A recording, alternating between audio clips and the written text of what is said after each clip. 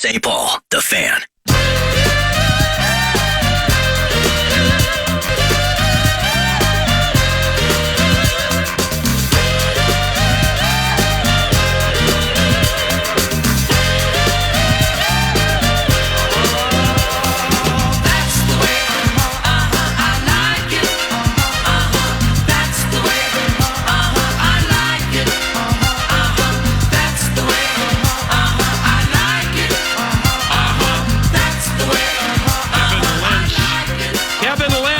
Bally Sports North in the 651 Carpet Studio to discuss Minnesota Timberwolves basketball. And good morning first. And I'm with you on, I think you said it at halftime yesterday. When I was watching Bally Sports North with the Wolves and the Knicks. Julius Randle. And you know, Chris Finch coached Julius Randle when he played for New Orleans. All right, so Chris probably knows where all the bones are buried with Julius Randle and why he was only there a year. Now he's a Knick, and he came in as a Laker. Yeah. You know, but outside of Kevin Lynch and maybe Svi Mihalik, the majority of players in the NBA are going to have some baggage outside of Lynch and Svi Mihalik and maybe Kevin Greavy and Granville Waiters. So outside of that handful. So maybe, you know, maybe there's something with Julius where people just don't want to be around him. What a badass. And at Target Center, you know, it's Karl Anthony Towns, generally speaking, does not outplay former Cats. Now, Wildcats. Now, it's starting to turn the corner a little bit as Karl is maturing as a player, where I've now seen him outplay Anthony Davis a few times. Yeah, I'm not seeing Julius Randle dunk on him anymore and him going, ow! You know, trying to get the call. It's turning. What Randle did yesterday, I mean, Julius was so good yesterday and so virtually unstoppable, but like you said, at halftime is like, what, you know, What problem did the Lakers have with Julius Randle? They never should have let him go. They never should have. I don't even know how many years ago that was. That was probably 5, 6, 7 years ago, something like that. I don't know, maybe more. No, it's 10. Well, I think he came into the game in 2014. Well, when they let him go. When they let him go. Oh, that's what that was the problem, because, you know, like when Magic Johnson was running the Lakers, that was a disaster. I mean, seriously, right. Because they had Randle.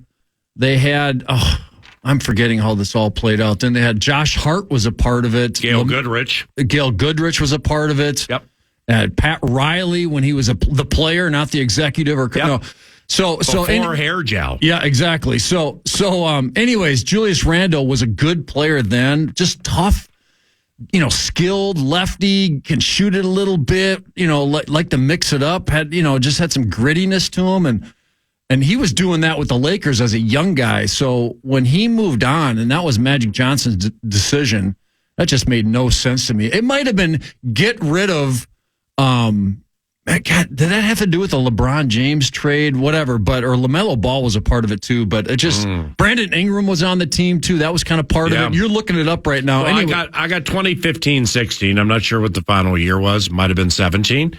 But they had Kobe Bryant, God rest his soul, Jordan Clarkson, now a Jazz. Yeah, good player. Roy Hibbert out of Georgetown. He was in his 7th year. They had Larry Nance Jr., now the skeletal remains of Larry Nance Jr. come off the bench for the Pelicans. You can see him Wednesday night at Target Center. Julius Randle. Hey, D'Lo was a rookie. D'Angelo Russell was an Ohio State rookie. They had Lou Williams, one of the silky smooth, great six men. That's right. In the history of the NBA. Yep. Met a world peace after he was Ron Artest. He was in his 15th year, so he was about done. And Nick Young, who played at USC. So, I mean, that's kind of a ratty squad they had there. Well, they renounced his rights. Say it again? Said they renounced his rights. Right. For Julius in 2018. Yeah. So then he moved on to the Pelicans. Oh, 2018. Wow. So I don't know what happened there, but he signed a cheap deal with the Pels, and now he's been with the Knicks since 2019 and doing his thing. And that was Magic Johnson? That was Magic Johnson that made those decisions, right? Magic would have been in charge at that point. Yes, there you go. Yeah, So 2018 and 19, Magic Johnson and Rob Pelinka then got in the mix. Yeah. Luke Walton was their coach. And and then I think Luke Walton went on to coach Sacramento, right? Yes, that's right. Right. So, I mean, I'm not saying that they were in disarray. Lonzo Ball, I think he still gets money from the Chicago Bulls. He does. He does. He hasn't played in like 3 years. I've heard his career might be done. But you know what's funny about the whole Magic Johnson running the Lakers thing? I find it super interesting how these great players run teams and make player decisions and coach teams, and the assumption is always that these guys are going to be, a great head coach or a great player personnel decision maker when they were a great player. And it's just some guys, their mind doesn't work that way. Yeah. And my memory of Magic Johnson's time was kind of a disaster, and he had to get out of there. And then Pelinka actually did a good job. Then they win the title down in the bubble in 2020. Yeah. So, I mean, obviously, Magic Johnson is one of the greatest all-time players. But as far as some of that other stuff, it doesn't mean you're going to be, good when you make decisions like that. So weird that I'm spitballing these names, of players where there are no bones buried, and then there was never anything off the court. We got Kevin Lynch, we have Kevin Greavy, we have Granville Waiters. We have Scott Wedman, and we have Svi Mihalik. Svi Mihalik was on this Lakers team that we're talking about, the final team with Julius Randle. Who is that? He's a rookie. He was a rookie from Kansas. He's been a backup for the Toronto Raptors. I remember he's from Russia or something. From Russia. Shooter. Yes, shooter. Yeah, Svi Mihalik. I don't know if it's Russia, but it's one of those 19 European places that you played.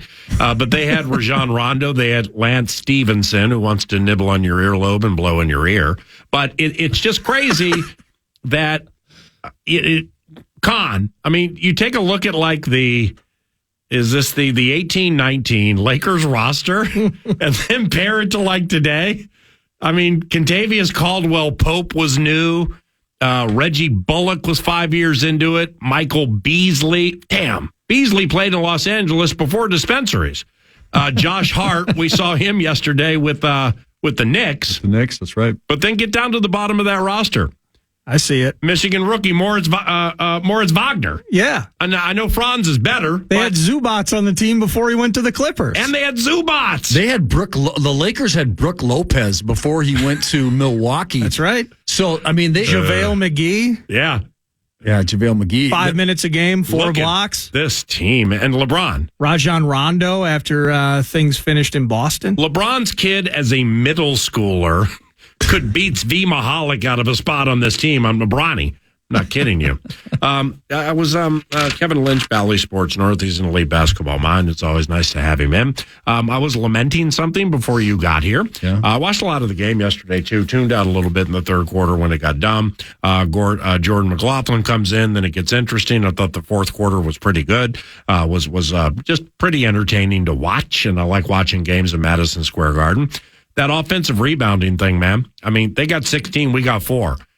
How do you only get 4 offensive? Okay, let's start here. How does one employ Rudy Gobert and only get 4 offensive rebounds in a game? Secondly, how does one only get 4 offensive rebounds in a game? Mitchell Robinson is not playing in, and he's not Tristan Thompson-esque or Michael Cage-esque, but he's a pretty good offensive rebounder. And thirdly, how does one leave a game with only 4 offensive rebounds and good morning?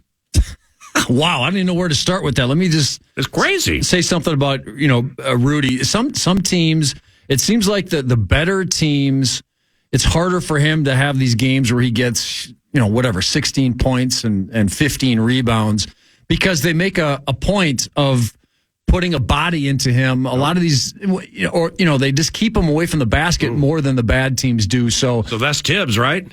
Yes. That's like a Tibbs teaching point. Mitchell Robinson had, in a game, I'm trying to think, was it a couple years ago? No, Mitchell Robinson, 7 feet. He's athletic. He's a young version of JaVale McGee.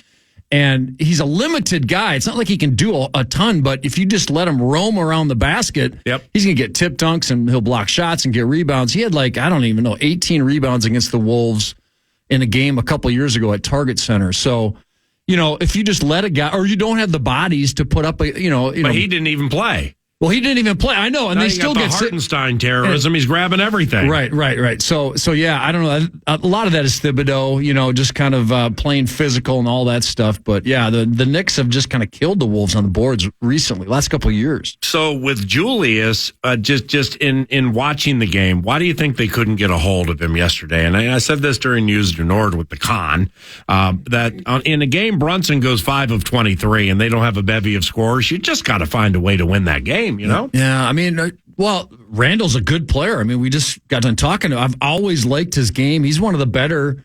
I mean, you think he's one of the better power forwards in the league? I mean, make a list of. There used to be a great list of power forwards with Garnett and Dirk Nowitzki and Tim Duncan. But but that's weird because like Karl Anthony Towns is built like a center, but he's a power forward, right? So you get the 4-5, the 3-4. I'm saying Bobby Jackson was a 1.5, he's a tweener. Right. So that's just like Kevin Durant plays small. Well, now with Bradley Beal's a little different, but he plays 3, as they say. So we're close to the same age. When I stopped in junior college and you stopped in the NBA, it wasn't 1, 2, 3, 4, 5. It was point guard, small forward, power forward, and center. So Kevin Durant is a high-end power forward. That's the way I look at it. That's how you see him? But he plays small forward. What do you mean he's a high end? I guess I'm a little confused. High end. What do you mean? High end means that you are quite accomplished. You do very well. Okay, because I look at him as I agree with that, but I'm just saying I think he's more of a compound adjective generally. I think he's more of a small forward. Why? But he's almost 7 feet, which would be power forward-esque. But he handles the basketball. I mean, some power forwards handle the basketball, but this guy plays like a guard. He plays like an off guard, like a shooting guard. Right. Well, but again, I mean, I'm not, it's not get off my lawn terrorism here, where we got to throw it back to Bob Cousy in his shorts.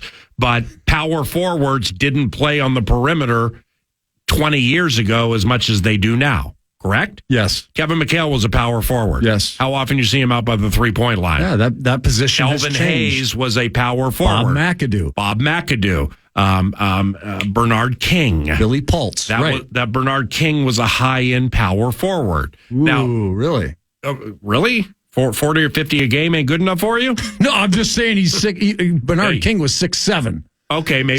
So and him and Bird and him and Bernard King and Julius Erving used to battle those at the small forward spot. All right, so maybe Bernard King was a small forward with the eraser Marvin Webster playing the power forward spot. There we go. See, but they were interchangeable to a certain extent, but not pulling out to the 3-point line. Why? Because all these people we're naming played before the 3-point line.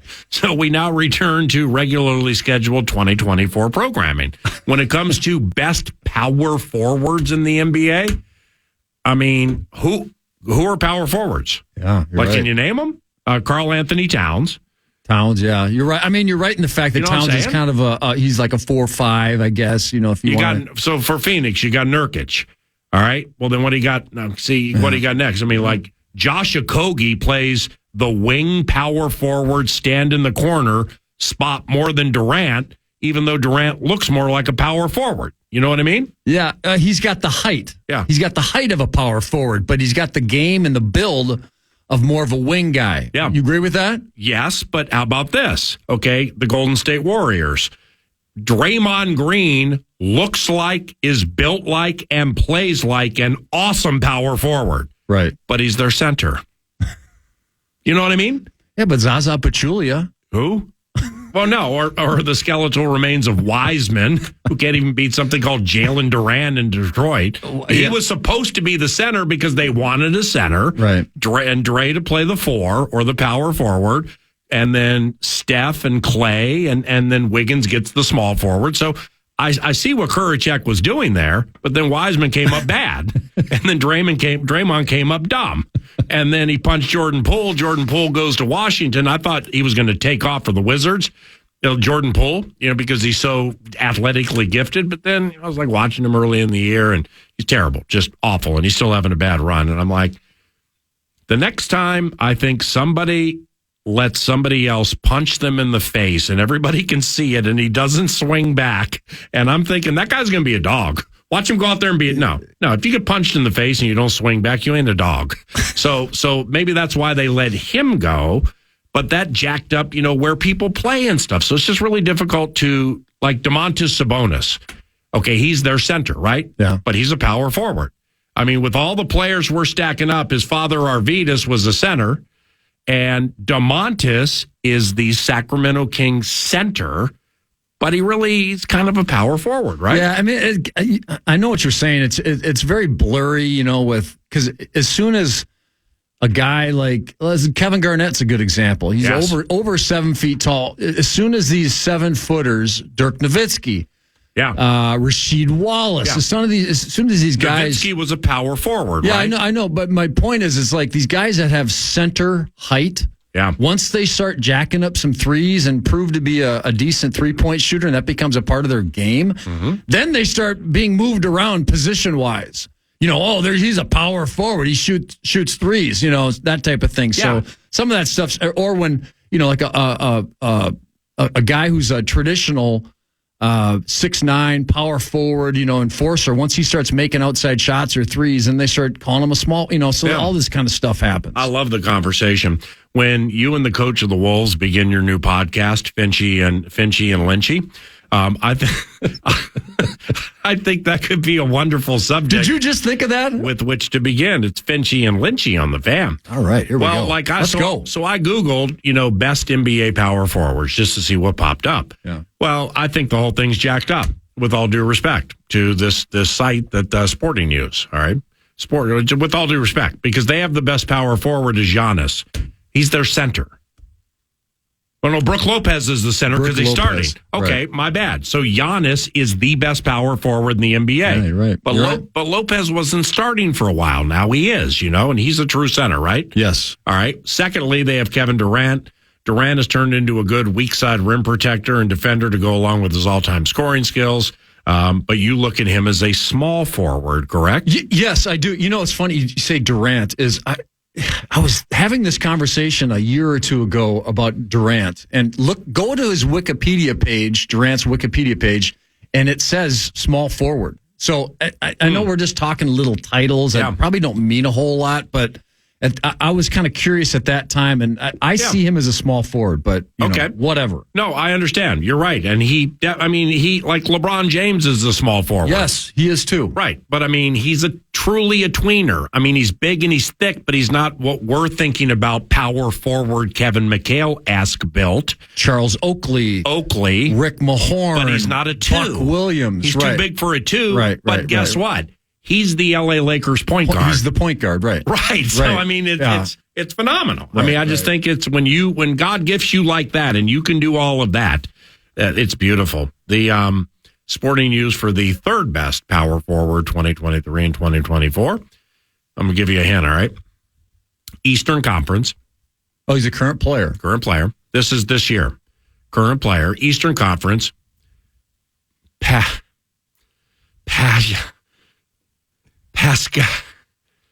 Siakam with all the assists. Really? Yeah. He's third currently of current players, you're saying. Yeah, that's what they say. Two-way player, absolutely deadly shooter from mid-range.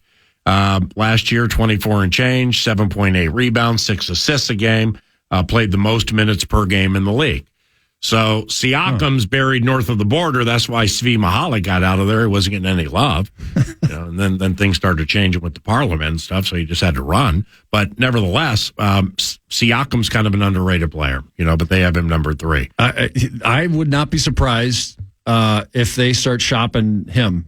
He would be very valuable. He'll get some draft picks back to the Raptors. Until their season's over. I think I had seen the headline, but I didn't read into it. Heck of a deal in my estimation, getting OG Anunoby for the New York Knicks. Not saying he's Michael Cooper-esque with the way he handles things on the perimeter. A poor man's Bruce Bowen. He can defend the perimeter pretty nicely, don't you think? Yes. He always has 2.5, 3 steals a game. Yeah. But they gave up the enigmatic R.J. Barrett. Quickly's a turnover a minute and feels like 25% shooting when the schedule comes out.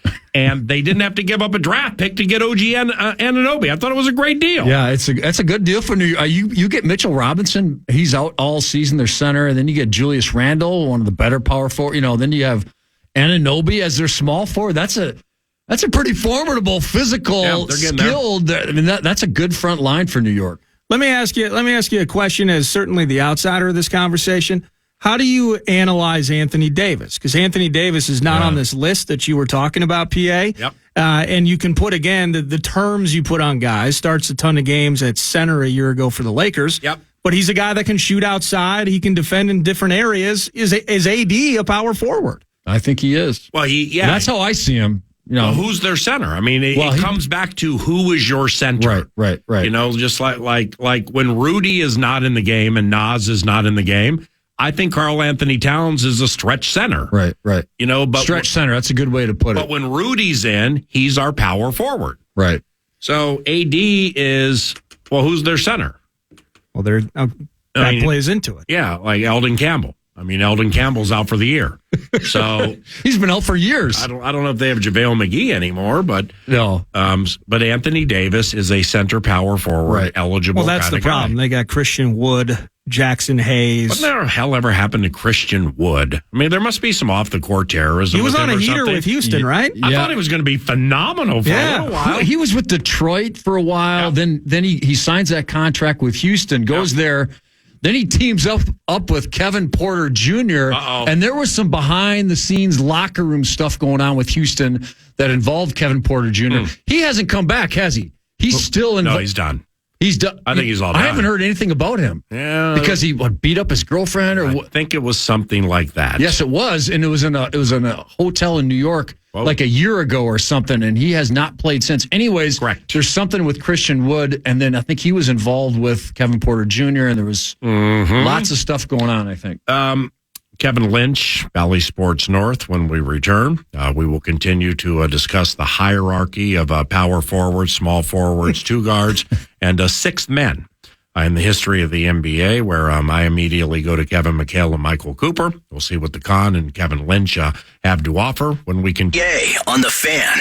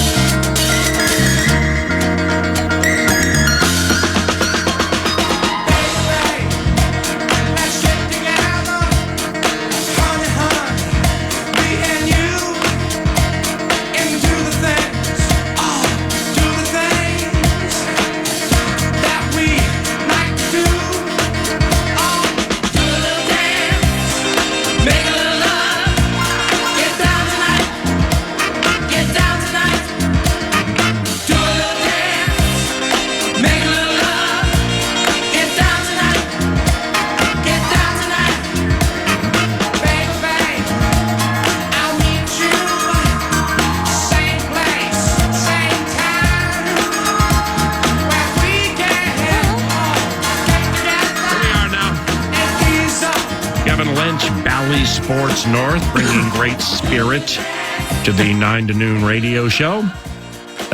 Jordan McLaughlin gave them a nifty little spark at the end of the third. Do you anticipate? And the Wolves lost by 6 yesterday. You can listen to Wolves games on the free iHeartRadio app, to the dedicated Timberwolves channel. Some of them are on FM 100.3 KFAN. But do you think McLaughlin starts cutting into Conley's minutes at all? I think, Finch has kind of talked about it. I think it's going to depend on the game, depend on the night. He'd be considered kind of the ninth man of the rotation, so it's going to be on a night-to-night basis. Sometimes he'll play, sometimes he won't.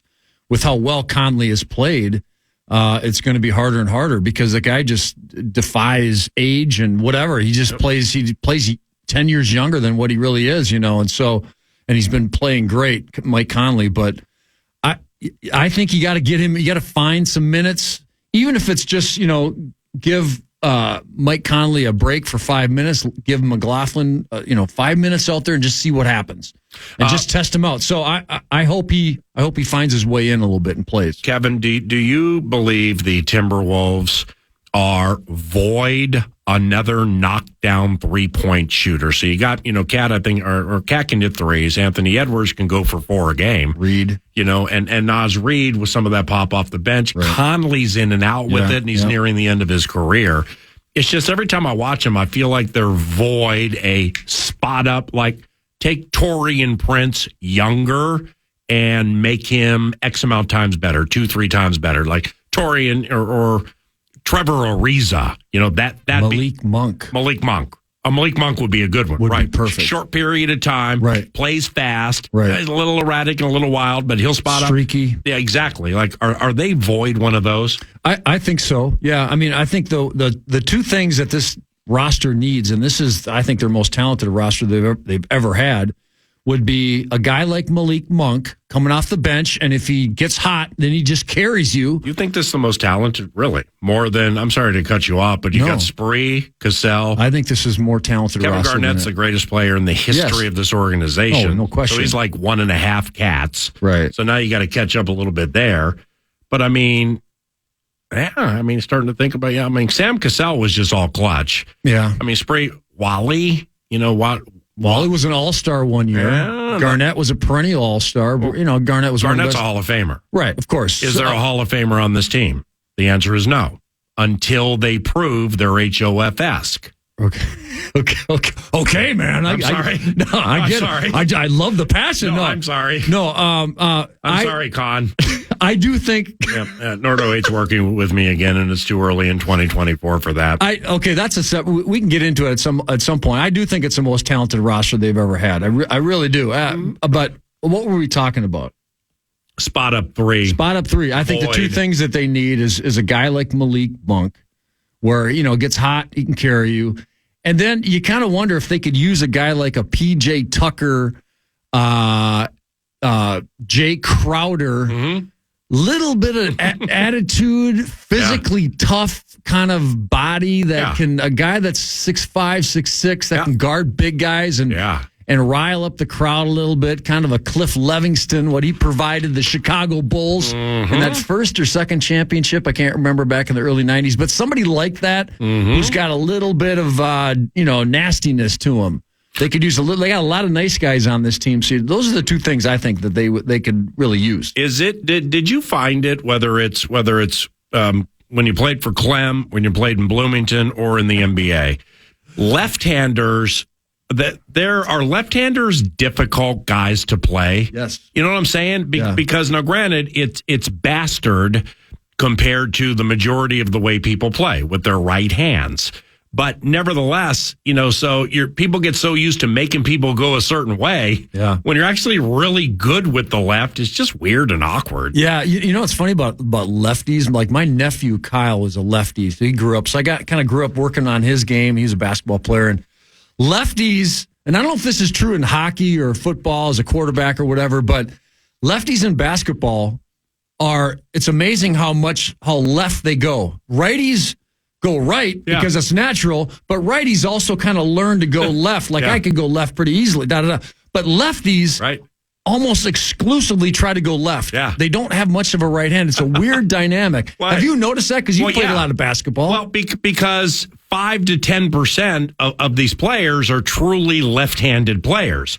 So in middle school, high school, JUCO, college, pros, whatever, you're so used to standing on the right arm of a guy, right, specifically in high school, to make them go left, because then they'll have to pass. Right. Well, that ain't the case with Julius Randle. You got to stand on his left arm, and he'll dunk on you with his right. Yeah, and so you asked me earlier about Randle and how, yesterday's game. That guy was aggressive. I know. And that's kind of one thing, this league is, the sport of basketball has turned into such an outside shooting, 3-point shooting game. It's gone too far with all that crap.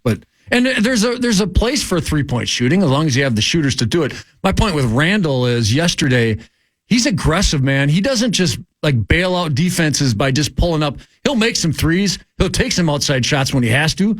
But otherwise, that guy lowers the shoulder.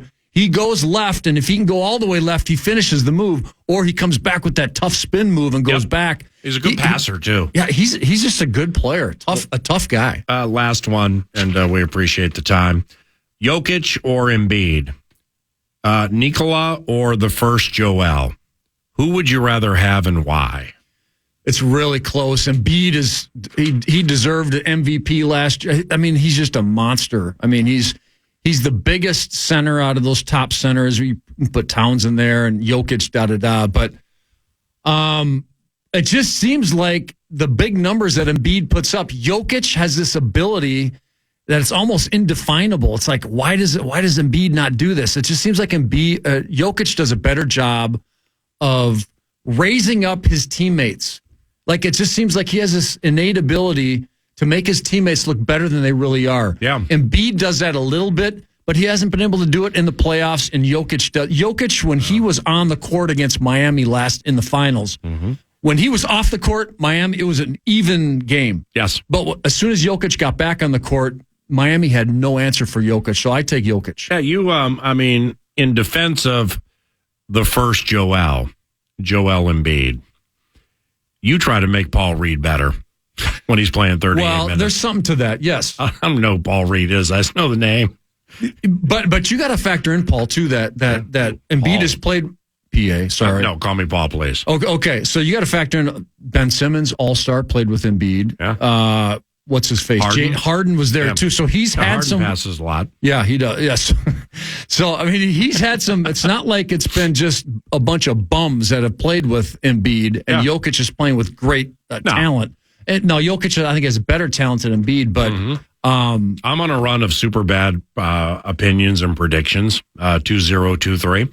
Like into the Vikings-Packers game, I thought we legitimately, I'm not at a stage in my career where horrific stuff's going to happen. It's either believe it or I don't. I thought we were going to beat the Packers by multiple scores. It was embarrassing. I thought wide receiver Brandon Powell would have the best game of his career. That was an embarrassing take. I had an embarrassing take into the season. What was it? Who were we just talking about? Into the playoffs last year. Yeah, Michael Porter. He's all shine. He's just all shine. Got a nice smile. Likes to dunk on you down the key. Got a beautiful like jumper. Gill. I mean, seriously, he was in the postseason. He was a combo of Alvin Adams and Tim Duncan every single game. I'm like, look at this guy go. What the hell happened here? I know. Isn't it interesting how these guys... That's why you always got to pay attention when the NBA playoffs come around. 100%. You got to pay attention. Chris Webber, who has put season upon season upon season of big numbers, and he was a perennial all-star. Yep. Get to deep in the playoffs, and you get revealed. Yeah. James Harden would get revealed 100%. consistently. And then other guys, Jokic, and there's many others that just... They're putting together great regular seasons, and they get to the playoffs, and they just blossom. And don't forget, in closing, Kevin's inclusion here, what has turned out to be weekly 9 to noon, and hopefully will continue weekly in the 2024, as part of the new podcast coming out, part of the iHeartRadio family called Finchy and Lynchy, discussing basketball with Kevin and Chris. Happy New Year, my brother. Thank you. Have a good day, okay? Thanks a lot. Appreciate 9 it. to noon. And the Fan. Final segment, 9 to noon at Twin Cities Orthopedics Performance Center tomorrow. I love that sports report just before the end of break there. I'm sorry. Vikings can still make the playoffs, just got to beat the Lions, need the Packers to lose, and it's like, my God, there's like 8 other things that have to happen. So a couple other teams have to lose. Final segment's 9 to noon, brought to you by Casey's. And Casey's right now, by the way, you can buy one large single topping pizza. You get another single topping large pizza half off. Just use the BOGO code. That's the BOGO code. Thinner original crust. Love Casey's. You can order online or in the app. Kevin O'Connell sits down after each and every Vikings game with Ben Lieber shortly after for the freshest of opinions on what happened, win or lose. Sadly, 5 of the last 6 have been on the losing side. Here's Lieber with KOC after Sunday night's loss to the Pack. Down here in the locker room with head coach Kevin O'Connell. Another tough loss in this situation. Let's go back to the time at halftime. Jaron Hall to start the game. Nick Mullins comes out at halftime and starts the third quarter. What exactly went into that decision?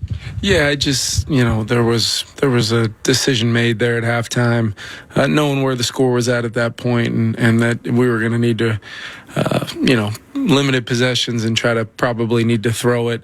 Thought Jaron, had a good week of preparation, but there was enough inventory there for me to just feel like it was time to go with Nick. And Nick knew all along, that I wanted him to be prepared to go into the game, and I thought, he showed the professional that he is to go in there and try to move the team there in the second half. But very tough all the way around tonight, and this by no means is on any one particular player or one particular decision. You got to give the Packers a lot of credit. They came in here and beat us. Now, based off what you saw, I know a tough circumstance in the second half with him, but the ball did get moved down the field. There was some more explosive plays. Was it enough to say right now that he's the guy that gives you the best chance against Detroit? Yeah, I can't answer that question at this point, Ben, but, we'll take a look at it. I do know I have a lot of confidence in Nick to go in and run our offense and go through a week of preparation, and he's shown to be able to move the team. It's just been those turnovers, and we'll take a look at it as a staff and ultimately come to a decision. Now, defensively, they give up, over 400 yards. I mean, close to 500 yards if you're talking sort of that meaningless last drive there. But a lot of first downs. It just seemed like our blitz just wasn't really getting there, not really being disruptive or effective. What did you see from their offense to sort of take control of our defense? Yeah, they just had a really effective night. We're able to kind of run it and throw it, had some answers for some of the pressure looks, and across the board, just, take advantage of, times when we were a little soft in coverage. And then when we tried to tighten up, they were able to get some explosive plays. So, we'll take a look at, what we can do defensively to continue to try to, overcome really, the struggle on offense, because it's hard for those guys, just the time of possession, the plays. We got a big play out of Najee in the kicking game phase that allowed us to kind of have an opportunity to punch the ball in there and see if we could get just a little bit of a spark. But they possessed the football, made good decisions at the quarterback position, and they were able to run it pretty effectively. So across the board, I've got to coach better. We've got to find a way to get this team to a place, regardless of whatever adversities hit this team this year. I've got to find a way to give us the best opportunity to win, and that's really in all three phases. And tonight was not, how I envisioned it going, how our team envisioned it. It's an unbelievable atmosphere tonight at US Bank Stadium, and we didn't take advantage of it in any way, shape, or form. And this one will sting for a long time, and hopefully it propels us forward for all of us to, starting with me, most importantly, to look inward and figure out how to be better for this team. Well, Coach, last one at home here. You got one more left in the regular season. Still a chance. I know it may be a small chance, but still a chance to get into the playoffs with a win in Detroit. So I know a lot to prepare for in this next week, but I'll see you in Detroit, and Happy New Year. Yeah, thanks, Ben. That's head coach Kevin O'Connell with Ben Lieber immediately following the 33-10 ass kicking that the Packers put on the Vikings on Sunday night. No real way other than that. That's really the only way to look at it.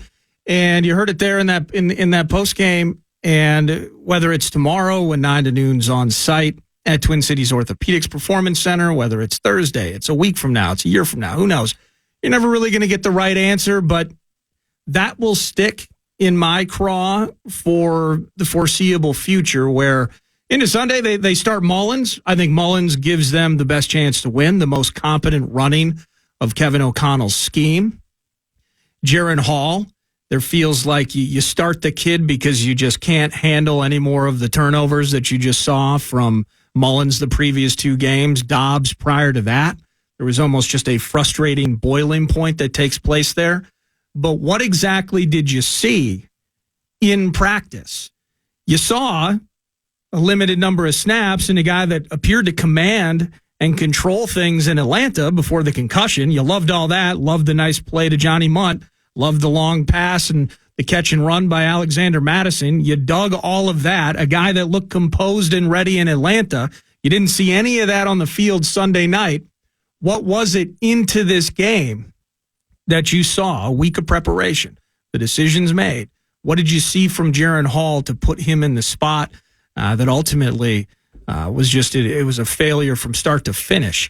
And by the time Mullins comes in, you know you're going to throw it. You know that he gives you the best shot to run your offense with some semblance of stability, despite the turnovers. It was far too late in border battle 127 as the Vikings are now 7-9 and are looking for at least 3 other teams. You need the Bears to win at Lambeau. You need the Cardinals to beat the Seahawks at home. And, well, the Panthers aren't beating the Bucs, so just root for the Falcons against the Saints. That wraps up 9 to noon. And thank you so much. Whether wrestling, it was Bursich, Kevin Lynch. You just heard him in studio. Thanks to all of our guests, 9 to noon. We are at Twin Cities Orthopedics Performance Center tomorrow. Former Vikings offensive line Alex Boone will be in the mix. More on the way regarding the set list tomorrow as well. Thank you, Casey's. Thank you for listening to The Fan. Have an awesome Tuesday afternoon. It's Gophers Hoops Weekly with Ben Johnson and company next. You're listening to The Fan.